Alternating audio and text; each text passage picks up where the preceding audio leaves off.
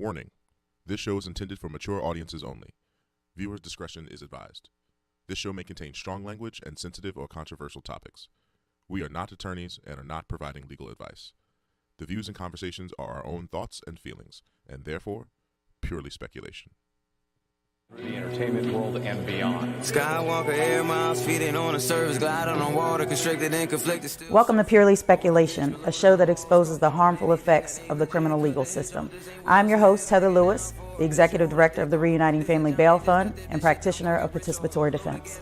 On this show, you'll learn about the unspoken horrors of the criminal justice system and meet fierce allies and advocates. We will make the best of our traumatic experiences. We will get angry. We may even cry. We most certainly going to laugh, but one thing's for sure, we're going to keep it real. Welcome to Purely Speculation. When they free my sins and let them loose, they was killing me, I got scars to prove, got me paralyzed, I could even barely move. Out the way I took the pain again.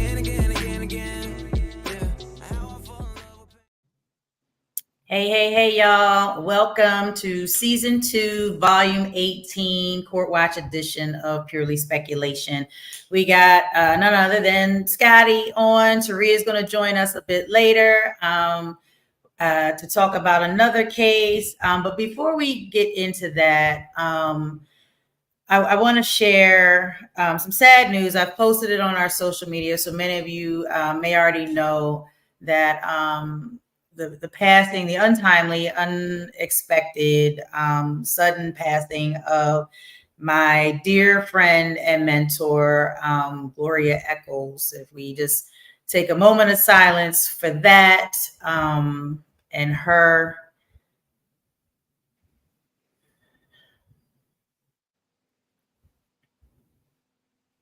Thank you. And before we go, I just want to, just share a little bit about my experience and my relationship with Gloria. She set me on this path. I would not be here today. We would not be doing this show. I would not be the executive director of the Reuniting Family Bail Fund. I don't know what I would be doing if she did not give me a chance when I had created my own nonprofit and wanting to support the youth that were struggling with life situations, and brought me into her organization, Community Housing Services, and allowed me the space to grow and to learn. And she trusted me in these spaces to be a representative for her. And just learn all the players that are in Montgomery County. I don't know if people realize how long I've been around. Hey, cousin, thank you. And y'all gonna make me cry. And I wasn't, but I say we would. But yeah, I would not be on this journey if it wasn't for her. And I just saw her and had this conversation with her last week about all the things that are on the horizon for us, and how we were going to have a CHS reunion. We talked for hours. I was at her house for hours. And got a phone call the next week that she was gone. And definitely wasn't expecting that. Wasn't expecting to be on here crying. I don't even have no tissues. But yeah, we are going to celebrate her life and the impact. I'm one of many, of hundreds of adopted children that she took into her heart, into her home. And so there will be a vigil at her home, 923 Oak Drive in Saratoga tomorrow, which is Wednesday, the 27th, from 6 to 7, if you all want to make it. And funeral services are still forthcoming. I think they're still in the planning stages. So waiting to hear from her children what that's going to look like. And yeah, so that is my adopted mom, my mentor, and someone who truly, we've been through a lot together through CHS and its closing, and just supporting her as she transitioned from that role into trying to figure out what was next for her. And she never she cried. We cried. She was angry. She was sad, but she never gave up. She never stopped caring for people. She never stopped opening her home and her heart and her wallet to her detriment to help others. And so it was just an honor. And I'm truly, truly grateful to have had her pour into me. And if anybody knows me, if they love me or they hate me, or, I'm bossy or I'm this or I'm that, you can thank her for helping me become the professional that I am today, and how I move in the community, and just trying to uplift others. So I'll try to see what's going on through my tears. But Scotty, where'd he go? Am I here by myself? Everybody, and then they got upset because I'm on here crying. Scotty left me. Taria left me. Oh dang! All right. Well, so I was in court. Excuse me. I'm gonna grab this tissue. So there was, I had court this week. So court was busy. Last week rather. There was a family that we supported. We posted bail for them. And again, like I think we said the last time we had our court watch episode, we talked about discovery and how you should not enter trial or a plea deal or anything without having your discovery. And this gentleman literally got his partial discovery probably 3 or 4 days prior to his trial. They kept trying to get him to take a deal. He hadn't seen his discovery. And he had in his own mind, what the evidence could have looked like. The police had body cams. That was literally the only footage of him at the scene. And but he still hadn't seen the videos, and his attorney kept saying, "Oh, there's nothing on the video. Don't show anything." And so he took this to trial. He picked 12 jurors. They wanted him to take a bench trial in front of Judge Rogers. We said absolutely not. We don't recommend that. And so he took his chances. And initially, his charges were possession with the intent to deliver and possession of a firearm not to be carried without license, or person not to carry, because he had history. And initially they had dropped the drug charge if he would plead guilty to the firearms charge, and they were offering him like a 3 to 6 on the firearms charge, and he said no. And he thought that they were just going to try him for the firearms charge. And then they kept talking about these drugs as the trial's going on. I'm like, why are they bringing up these drugs? And why isn't his attorney not objecting here? Of course, what they always do. And I was going by the information I was getting from his loved ones, because I was kind of like not there at the beginning. And so she had thought they had dropped the drug charge, but since he took it to trial, they brought it back in and they tried him for both. And so, just in the moment, not realizing that, oh yeah, they're going to bring all the charges back. They're not dropping anything if you take this to trial. And we talked about trial tax. Am I right, Scotty? Like that's just customary if you don't take the deal, everything that you're being charged with will now go back on the table. With added charges. They're going to find some stuff. They're going to find some stuff underneath the cabinet to put on the table to make sure that when we got you, if we don't get you for one, we're going to get you for another. And what usually happens that's why their score is so high on cases, because they put you in a corner and they say, you take this or you're going to eat this. Right. And when you say, no, I'm not taking it, I'm going to trial, that means that the county has to spend money and resources in order to get what they want out of you. But if you take the deal, then all they can do is wipe things clean on their end as far as the cash value that you are, because that's what you are. You're a cash cow when you come in front of them. So what they do is they say, well, if you don't take this, then I got you. I'm going to give you this. So they bring out everything they can bring out. As the old folks say, they bring out the big guns.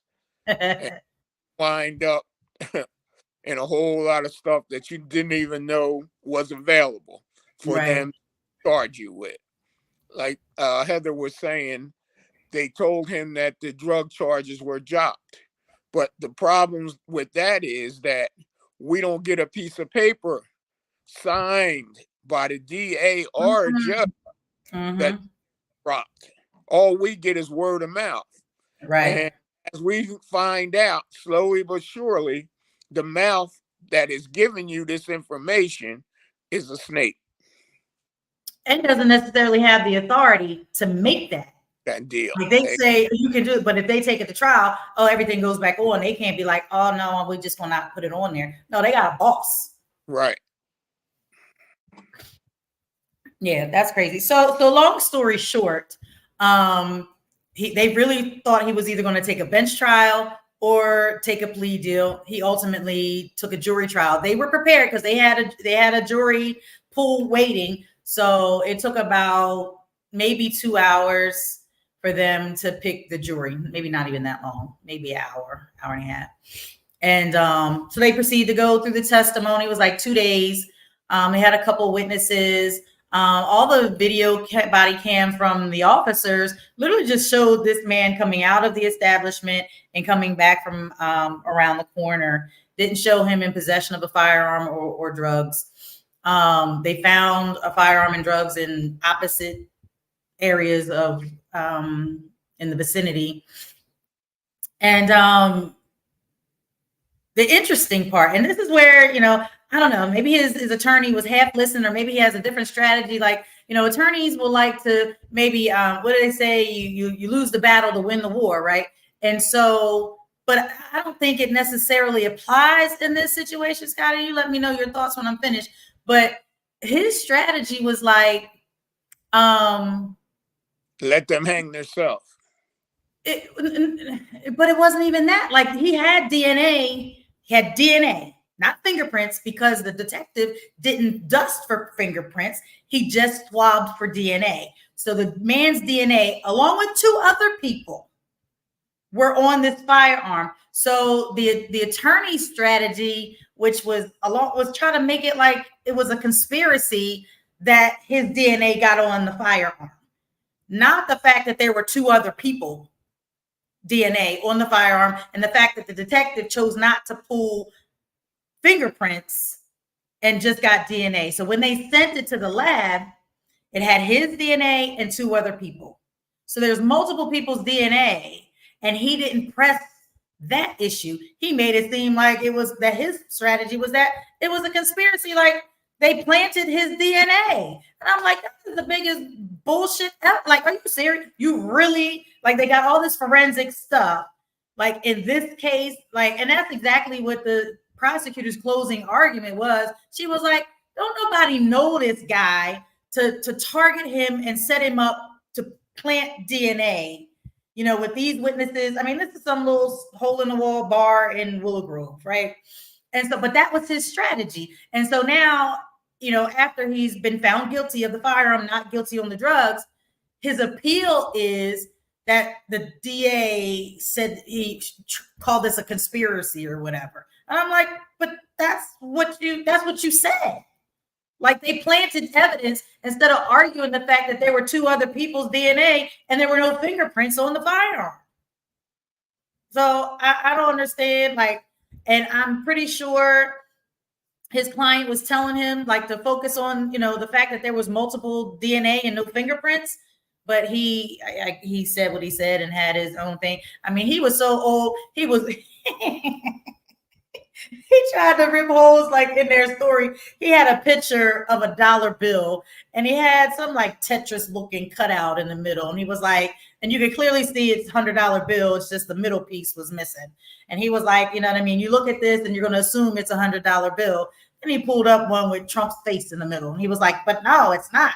It's not $100 bill. It's $100 bill with Trump's face in the middle. I'm like, that's the dumbest shit I've ever seen. And he's like ripping it apart. Like, this didn't happen and this didn't happen. We didn't have this evidence and this evidence. And it was just the theatrics. It was just so old and antiquated. I'm like, where did they get this guy? Like, his strategy was just so bad. And I don't know. what do you thought? I mean, you weren't there. I watched it. I'm just like, he cannot be serious with this paper. And you know what I mean? When there's so many other technological things he could have done or different analogies and scenarios, but the fact that he tried to hang his hat on the fact that the DA, and not to say that it hasn't been done, but it's usually a bigger cover up of some sort that law enforcement would start planting evidence. So we lost them again. Today, where'd you go? Okay. Like out here. But the main fact of this is what happens when you get these lackadaisical lawyers that you pay thousands of dollars for to go to court and fight for you. This lawyer did not get this guy's discovery. He did not go to the jail and talk to him about what the charges are. Not once. Not have a strategy taking this young man into court. He did not see this young man until he was downstairs in the bullpen.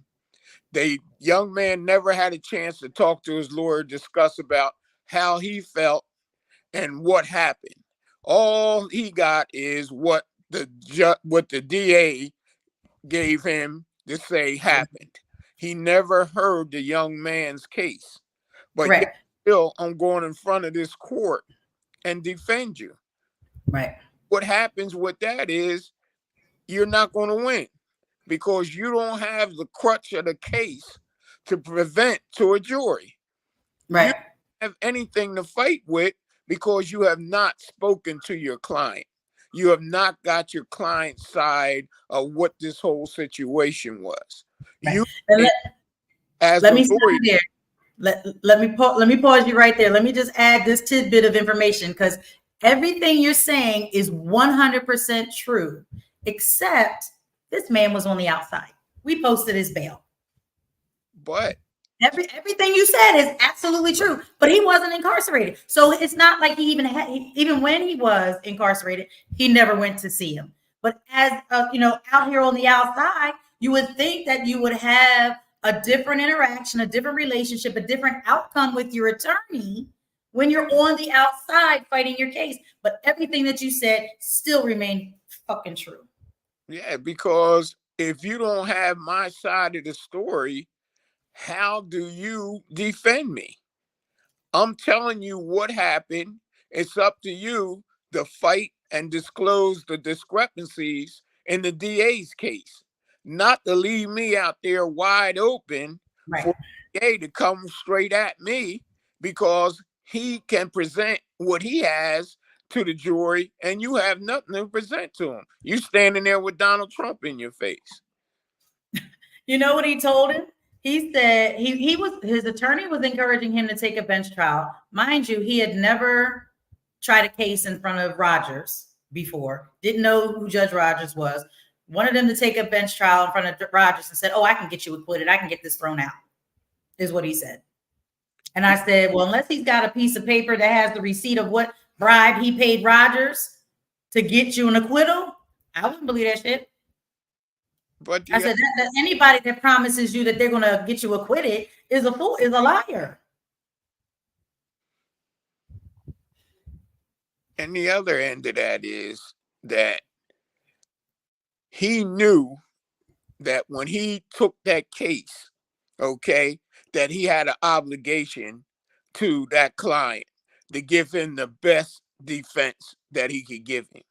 Mm-hmm. But what happened is they don't care about that anymore. Black and brown people, we're in the system one way or the other.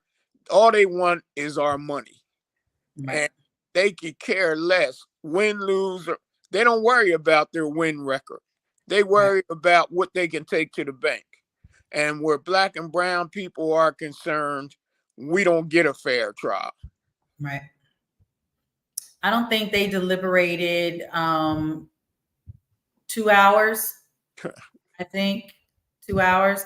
I left at like 4:15, and I think she called me or text me like 5:40ish, something like that, that they came back with a guilty verdict on the firearm, not guilty on the drugs. And it was interesting because I think the attorney had asked something like false on one, false on all.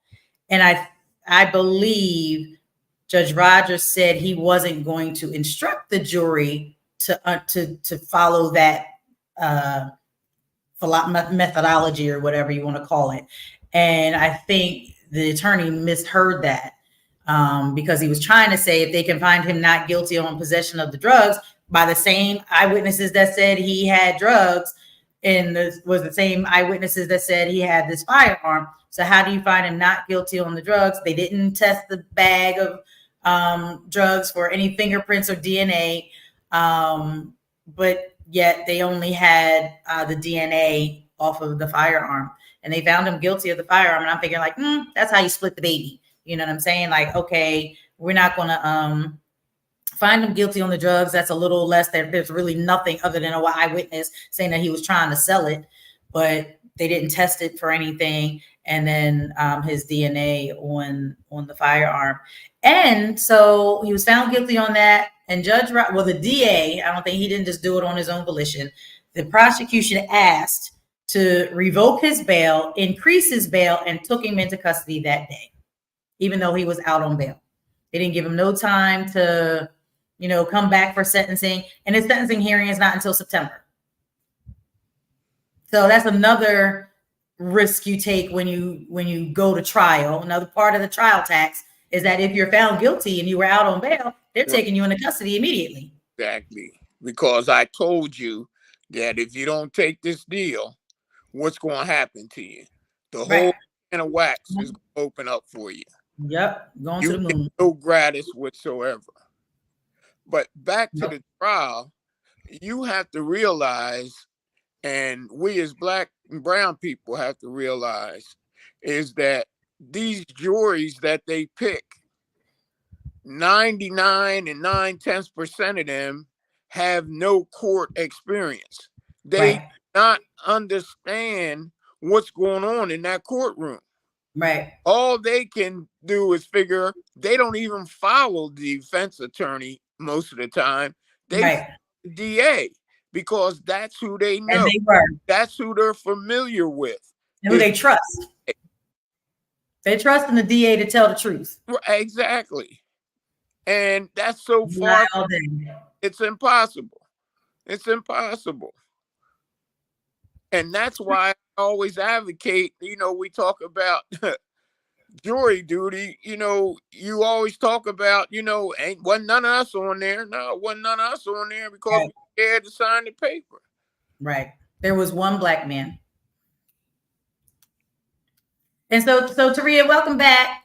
So we were talking about a jury trial that I watched in Judge Rogers' courtroom last week.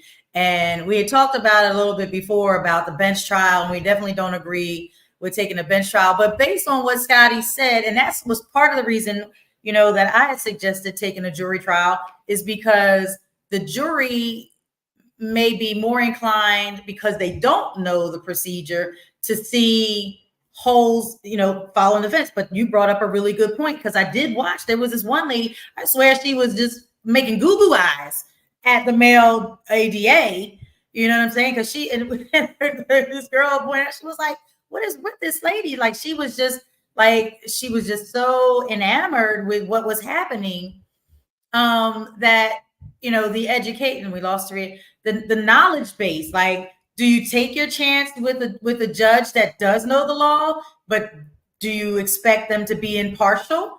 Because there were 3 sets of DNA on that firearm.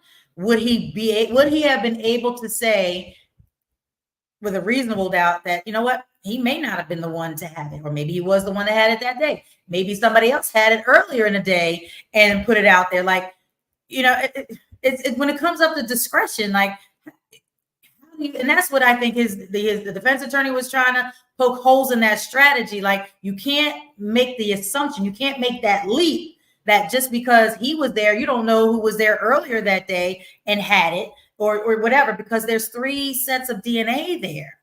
Do you think a judge, and let's take out the racial component and how old this particular judge is and how long he's been doing it and whatever biases he has. As a judge, do you think a judge can be impartial and be able to not fill in those gaps? No, not at all. Right. No.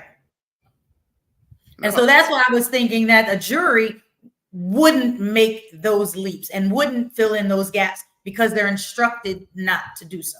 Exactly. And see, that's the other end of that whole situation. If your lawyer is not savvy enough how to work the system just like the DA's office is, okay? Right. You know, here you got one lawyer. The DA has a multitude of people who one does this job, one does that job. They all have come in collusion to work against you. And this lawyer, if he does not do his due diligence, he is not going to be able, okay, to spread those 4 people that the district attorney has, he's fighting against. He's not going to be able to put up visible or a fight to free his client, especially if you haven't talked to your client. Right. You and him have no kind of strategy. You and him had no kind of communication. Right. Yeah. And I think that too, and Taria will bring in, I think too, because you made a really valid point, and we've talked about this, but when I saw this attorney, it never dawned on me, because we work with attorneys that have investigators and do have other people and paralegals in their office to do some of that due diligence that you just spoke of. Yeah. I don't think this guy had that. I think he's a lone soldier. He old, and I don't think he did. I think he just took the check, did some stuff, looked at this, looked at that, and came up with this cockamamie defense or closing argument, and that's what he did. Taria, what are your thoughts on that? You know, with the knowledge of the jury or lack of knowledge on the jury, and going with a bench trial with certain judges. Maybe if we had the best judge in the world that's unbiased, you still take it well? Well, I mean, it's always, as we know, we always supposed to fight for our right. You know what I'm saying? Because at the end of the day, these people, you know, bow down to these deals. And honestly, the time that they're giving them with the deals is just the guidelines of what they only can charge them with. Right. And people don't know that because they're not doing their own homework and they're not educating themselves. That if they're offering you a 3 to 6 on something, and you go to trial, they try to say you supposed to double it, but they still got guidelines. You still, because if I'm 3 to 6 on a deal, negotiated deal, how am I not 3 to 6 after I lose trial? So, you know, so that lets you know right there is that judges do what they want to do and they go outside the box and the guidelines. And that's the pill issues come in that, because now you have a judge that is giving you excessive time, but they have to let you know why they're giving you that excessive time. They can't just because you went to trial. That's your due right. You know what I mean? That's part of your constitutional right that you can go to trial.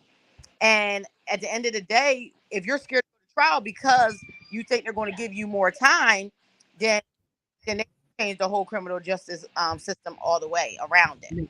Yep. It's easier for people not to go to trial because they don't want to pay the money. The taxpayers don't want to pay the money. The DAs really don't want to do the job, and some of the defense attorneys don't want to do the job. And some of the defense attorneys also know if they lowballing on their prices, if they go to trial, they try to charge you. So when you go and you hire an attorney, they charge you by 4 different ways.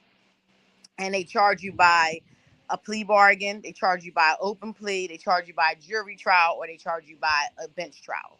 Right. That's how they do their pay scale. And a lot of people can't afford to go to trial because they can't afford to pay that attorney that trial money. Right. They just that's work. They need to hire investigators and pay their paralegals, and if you're taking it to trial, they need to be prepared. Yes. You know, where you're getting ineffective counsel slapped on you. Exactly. And so my thing is that here, we know in Montgomery County, it's only probably one judge right now. Two, I say two right now. One in a possible, because she has gotten better. Mhm. For that, I will, if it came to a bench trial, it will only be Brinka and Judge Rothstein, Right. because at the end of the day, Brinka is very fair. He's one of the best criminal justice judges right now on the bench, as at down there, and Judge Rothstein is secondary right now, as I'm seeing and just watching her move courtroom from before. Now, about a year ago, I would say no, but now, I think we should take credit for ushering her into her new awareness, because we spent a lot of time, and particularly you, in her courtroom. So we're gonna pat ourselves on the back, and we're gonna take that credit for her awakening and becoming a better judge. We lost Taria. She got some stuff going on. I got So on too, but go you ahead. guys, that's all right. It's that day. Go ahead. What you guys say? Is absolutely right in what she's saying, though, that there are people who cannot afford to go before a bench trial. But it's also important to know that if you feel as though you cannot afford a lawyer, that's why they have the system to give you a lawyer. And the other end of all that is that there has to be some kind of communication between you and the person who is defending you. And that's where we always get screwed up. Mm-hmm. No communication. They do not make themselves available to you so Right. you can present your case to them before you present something to the court. They don't even give you their email. All Right. they do is give you a phone number. So you can't. All you can do is record. On paper. I called on this time. They answer. I left a message on this date and time. You know what I mean? All you got is just a notebook full of dates that you've called your attorney. No email that you've shared anything. None of that, because they don't even give you an email address. And that's what the DA counts on. That's why it's so very important, the work that we do as far as the Reuniting Family Bail Fund, because when you're in there, you can't even reach your lawyer. Right. But if you're out here, you can go knock on that door, whether you have an appointment or not. Hey, my parents or my sister, or my brother, somebody gave you $5,000. You and I need to sit down. I need to Mm-hmm. explain to you what's going on with my case. I need to explain to you what I'm being charged with and what's wrong and what's right. But well, I'm not going into court with you winging it and a prayer defense. Right. well, I have to piggyback that you said, and I have to play advocate, and I can agree to disagree a little bit with you on something that you said a little bit ago, and that was, and I learned this yesterday, actually, courtroom, because yesterday actually was my first day back in a while, Mm-hmm. and from 9 o'clock on to about, I left the courthouse probably about 3:30 yesterday afternoon, and when I sat in courtroom H yesterday, it was actually what we thought was the law, is that if you can't afford an attorney, one is to be appointed to you. Well, I learned that yesterday was not the truth. It only gets afforded to you if you qualify and Right. come, because it was a young man yesterday that did not qualify for a public defender. And the judge told him yesterday, Judge Rogers specifically told him, I give you 30 days to get you a private attorney, or you got to go pro se on yourself, and you got to represent yourself. And he said, I do not advise you to represent yourself, but if you don't come back here in 30 days with a paid attorney, then you will have to represent yourself. I'm not continuing the case. That's crazy. Sad, because, be honest, he might have not qualified. He probably was $5 over for a public defender. Right. He can go into Tom Egan's office and give him $5,000 up front. or Michael Walker's office and give him $2,500 up front, or Lori Gibbler. We can't, we're counting people's hands for them where they can't afford that private attorney. So it's really kind of pushing their hands to go on their own representation. Right. But that's Montgomery County, because there's no way in the world that you can go into a courtroom pro se. You've never been in front of a jury. You've never been in front of a judge and fight your case, especially if it's a felony case. They're setting you up to fail. Right. And my thing is this: most people would prefer, like, people don't want a public defender. We encourage them to take a public defender all day long because we know how you can work the public defender, and they've got resources that, like this old dude didn't have. The public defender's office does have resources, and, connected with us and you doing your due diligence, you can get a decent defense out of the public defender's office. But most people don't want to take a public defender. So if they can afford one, they're going to go get one. You know what I'm saying? We know people that can't afford one, and I don't know what they did to get the money, but they went and hired themselves an attorney, right?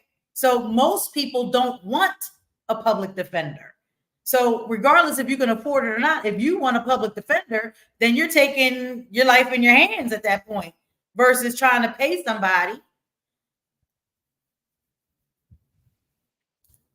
That's just my 2 cents. Bro, that's your 2 cents. You're entitled to that. I guess today. Let me say this about a public defender. You have to learn how to work a public defender. Thanks. There are plenty of public defenders who are better than that guy you paid $5,000 for. Absolutely. Okay. But on the other hand, you have to give them something to work with. They have to want to work your case. They have so many cases. They have case overload that they don't want to work your case. And if you don't put a fire underneath them, you're not going to get their best. You're going to get what they get on a piece of paper that the DA has sent them. You're going to get a half-ass discovery. You're going to get a half-ass guy in court trying to defend you. And that's why we call it participatory defense, right? That you participate in your defense. You're literally sometimes, and that's what I was telling him, like, you have to tell this guy what it is you want him to say, right? Because he's not getting it. He kept saying that, you know what I mean? Obviously, my client touched the firearm because his DNA's on it. No, you can't say that. You don't know how his DNA got on the firearm. His fingerprints aren't on it, so he didn't have it in his hand. But but again, the detective opted not to pull fingerprints. Well, let me tell you this. So yesterday, I witnessed a little debate with a defense attorney and a prosecutor. And this prosecutor, she's kind of like I call her a woman with the red dress, but but she is a little vicious, and I could tell that it started to get heated to the point where the one attorney kind of got underneath her skin. And it was about a case. I couldn't really make it out, but whatever it was, Commonwealth didn't get what they wanted. And I heard him ask about appealing, and she said that they're appealing because something that the judge didn't tell the jury. So I want to think that it was one of these homicide charges, and basically saying that they're going to bring it back because the judge did not, something on the judge. But he was basically saying, from what I got, he got her so mad to the point where she said, I don't even want to talk about this with you anymore. And I heard him tell another attorney, oh, they always hate to lose. and they always want to see stuff one-sided and never want to see it both sides. Right. And in their favor, they always want to cut you off. So that's how I knew that whatever it wasn't in the best interest. Right. Because they only got the one thing, and that's win, win, win, win. They hate to lose. Right. And even I have witnessed, even when they have lost, where they won't even give a statement to the press because they would just leave out. They would just leave all the way out without even keep it pushing, congratulating the other lawyer or none of that stuff. Right. And they back up the street. They do it like and I always say this to me. I always say this, and it makes me feel like, I don't know how you felt with your jury trial the other day, but I sit in majority of homicides. But it makes me feel like the movie Get Out. And when they're in the backyard having their bidding, and they're bidding the guy for the highest bidder. Right. And it seemed like it's time for the verdict to come in. They bring the whole office across the street, and they take up the whole victim side with just all the office people to see that verdict come in. Right. And when it comes in for them, they're cheering and they're having a good time. But when I have seen not guilties come back, or not a first degree, but a third degree, even a third degree to them is a loss. Because they wanted that first degree. They just don't like. They do not like to lose. And that's not right, because in life we all win some and we lose some. We're not going to win them all. There's no winners in a homicide trial. Huh? There's no winners. There's no winners in a homicide trial. Not at all. Not at all. And that's where they don't realize that nobody wins in that case.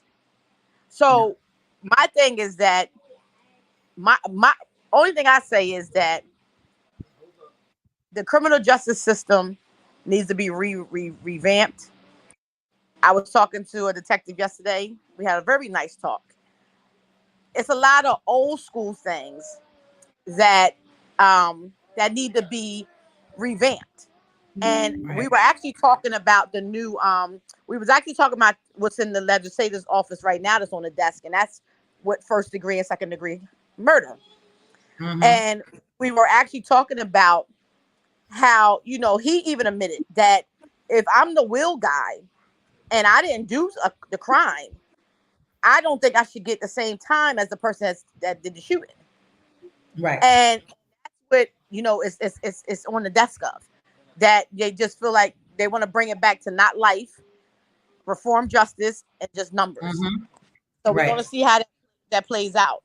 But all I say right now, like you just said, going back to the bench and the jury, like I said, if you don't get them two judges that I said, and Judge Walker, when he was there, he's very fair too.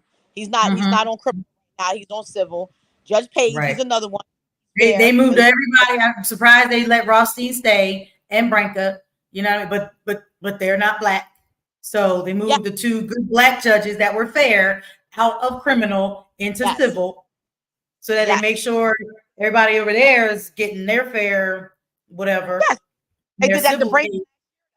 Saw that too. When Branca was starting to give them give some good outcomes and have some, start calling them on their stuff, they shipped him right.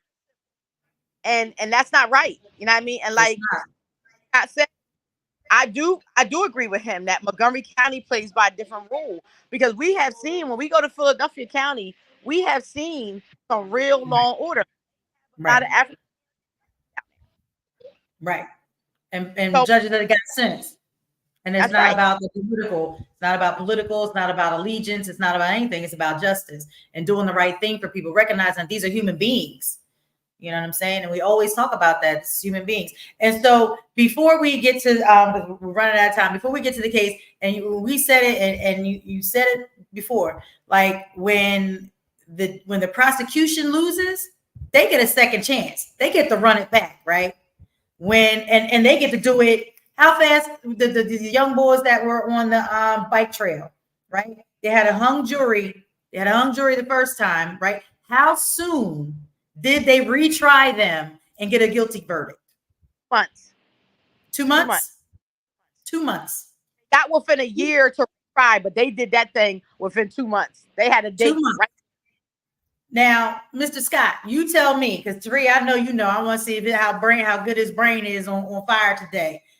How long does it take for an appeal of a guilty verdict for an appeal to get heard? It all depends. On average. At least a year. At least, but is that common? No. I was going to say, who have you known? Or it might take 2.5 to 3 years to get back in court. Taria, what number you say? Well, from what I'm seeing, the appeals are coming back a little quicker right now. Okay. Well, that's good news. Because when did Mr. Vance go to trial? He went to trial last year. Yeah. He already got his appeal back. Okay. So that was about almost a year. September. All right. Okay. So I guess my real question is, but just how because often are these appeals approved? not to get back in court, but overturned. How often are these overturned? Let me say that. From my understanding, 2 of them went to court last year for trials, and they both come back with denial of their appeals. Yeah, and because they get their appeals back, don't mean that you're getting right back in court with that. Right. That's where the okey doke comes in. Yeah, right. You within a year. That doesn't mean that you're going to court that year. Right. And it's so, there's terms and guidelines as to what you can appeal on and how, like, it's just so technical for the defense. Like and it's not the defense's burden to prove the innocence. So why you know what I mean? When the prosecution gets it wrong, it's so hard for the defense to get them to take a look at it, for them to get it right, where they can come back and like Mr. Scott said, they can get another bite at the apple in 2 months. All they did was pick another jury. They had a test run on how they was going to shoot their shot. They missed the first time because the jury in their mind fucked it up. So they get to come back, pick another jury, and now they bullseye, guilty verdict. And that didn't even take how long for the jury to deliberate, and came back with a guilty verdict after they had a hung jury. And we've seen that on more than one occasion. So that stuff crazy to me. Taria, you want to talk about the case that the young lady took her the 17-year-old with the homicide? You want to talk about that? It's so sad. And this is again how the DA, the prosecutor, just sending people of color up the river. They didn't give this girl a chance. But go ahead, I'm gonna let you tell it, because this you saw. Yeah. So yesterday we was prepared to sit for the next 5 days in a homicide trial for a young lady that she was 17 at the time that the homicide took place. She's 19 now, so she's been down for 2 years. It was a little bit ironic because she's going to trial 2 years later after her co-defendant already took a deal. Already took a deal about probably like 2 years ago. Right. He already took a deal.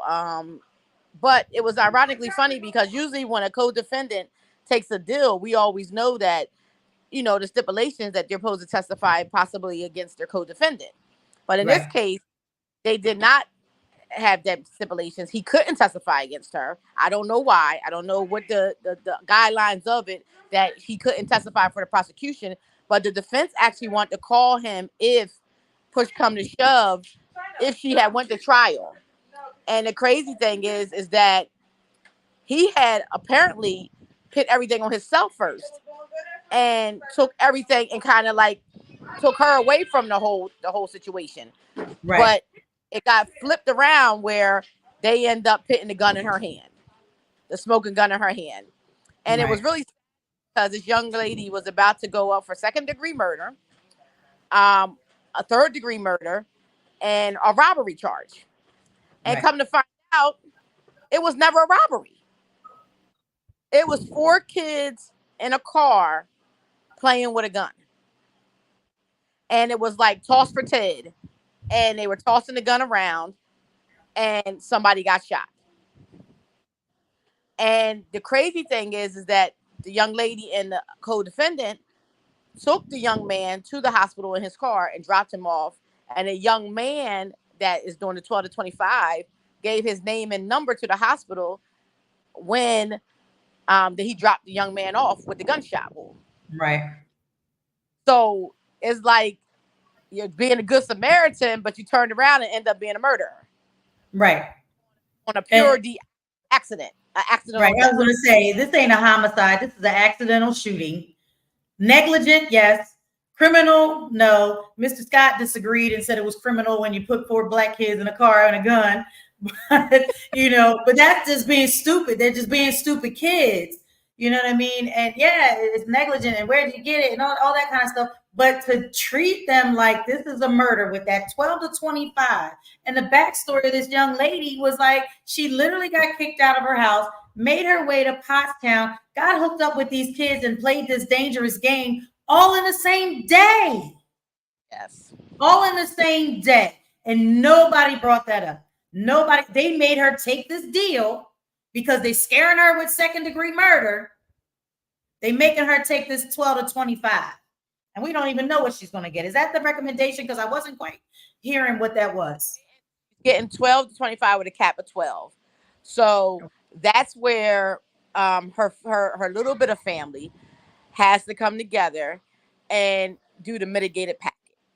Okay. It's crazy because the team is the PD's office that has her. So she does have, all of them was present. The chief, right. Good. James Lyons, Alana, all of them was present yesterday to have this backing. This poor girl sat on that stand and she cried. When they told her that she was being charged with the murder and this is what she had to take, before she said, accepted it, she broke down in tears. And I'm not going to lie, I got teary-eyed because it took us back to a 16-year-old that we seen at that time in 16, and he was 18 still, that these kids just don't know what they're getting themselves into. No. And poor baby set up on that stand. She might be 19. Shoot. Yeah, I think she's 19 now. Yeah. And what I think Taria was trying to get across was she was 16 when it happened, but she's 19 now. And she has no idea when she was 16 that at 19 she'd be going to jail for 12 to 25 years. No. Taria, go ahead. We know already that Muncie is going to turn her out. Muncie is going to turn her out. And it's so saddened because it was actually her aunt that was there yesterday, have done almost 30 years in Muncie. And she said that it's going to be crazy for her up there because she's so tender. She's so tender.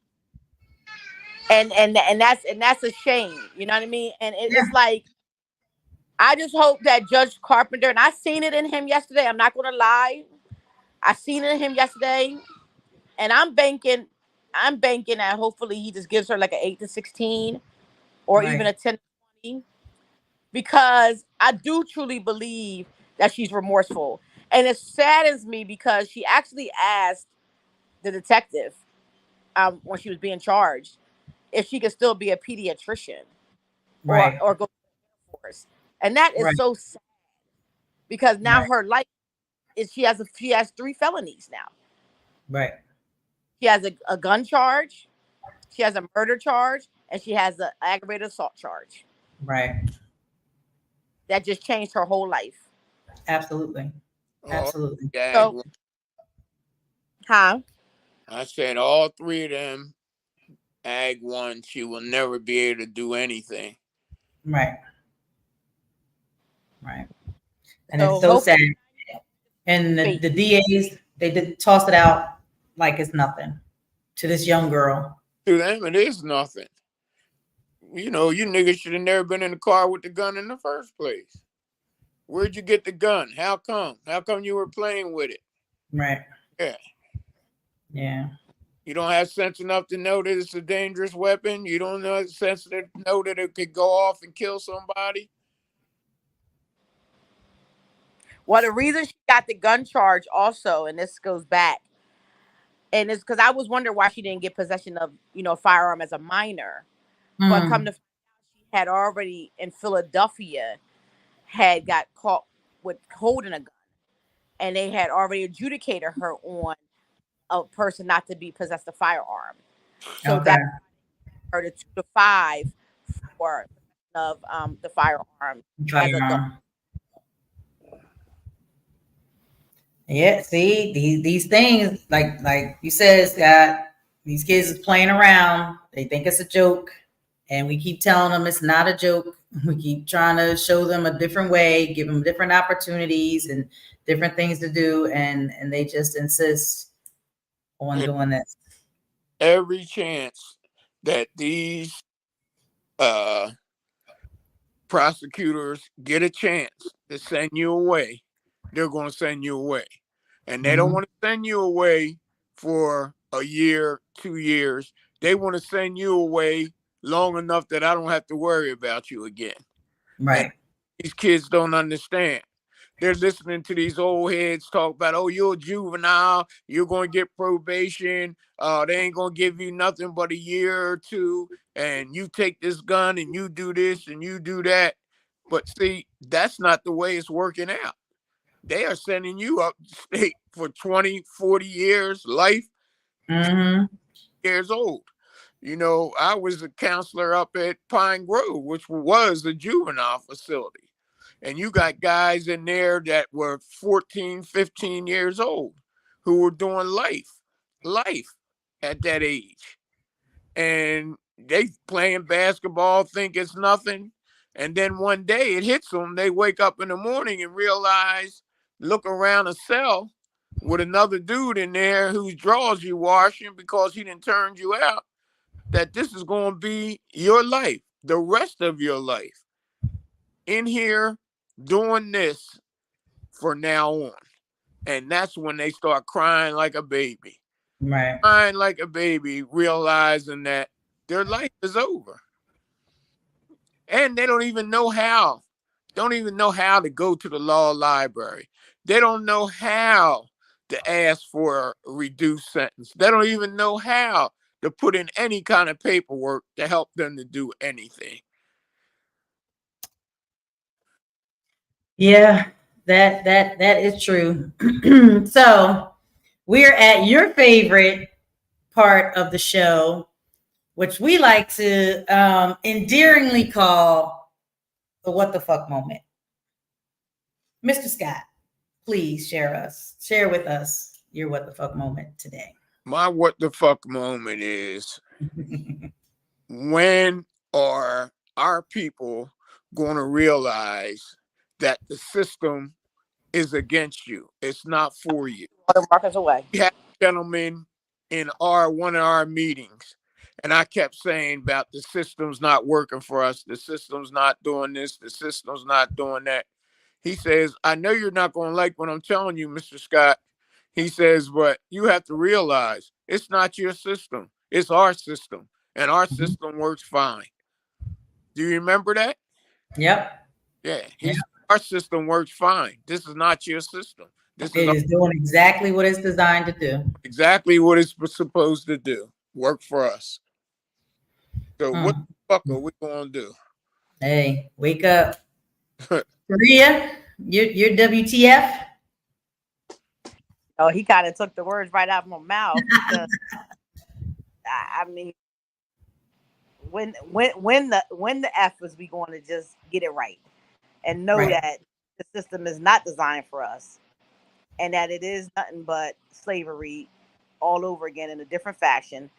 And we just got to know that we just not going to win in this thing called law. If we don't, we better just get out the way. It's not built for us. It's not designed for us. And we seeing that each and every day. And if you ain't got no money, you just gonna get hung.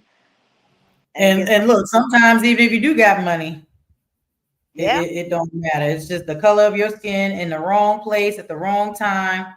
And you got the right ADA prosecution and all that. It's curtains. You know, Bill Cosby, I'm going to say this real fast. I'm going to go get off. Bill Cosby said when he was there that he learned that money talk and bull crap walk. And he said that it was really saddening for him because a lot of them boys had good arguments to get back into court, but they didn't have $1 to push it. Right. Exactly. Yep. That's right. You got to pay to play. You got to pay to play. And I'm going to say this, and I'm going to be done because I have to say this. True. It is crazy that today Hunter Biden got convicted of felony gun charge.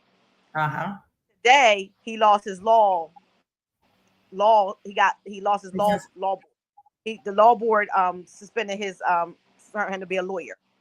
Right. But president we got an ex-president, former president that was convicted of 34 charges, felonies. Yep. And he can still run for presidency, but Hunter Biden cannot practice law anymore. You tell me that it's not jacked up and rigged up. And that's what I'm saying. We've said this before. If they're allowing that, the precedents should be now that when they were saying ban the box before about asking about criminal background. Oh, heck yeah. That's a wrap. You can't ask me. We got a president that's a convicted felon. So what I did in my past should not matter. That I want to go on a field trip with my kid or my grandchild, I need to have a background check, and I can't go because I done did something that y'all didn't approve of. But yet this man can run the country with 34 felonies, convicted with 34 felonies. Some of them, and the I don't know how they did his rape conviction.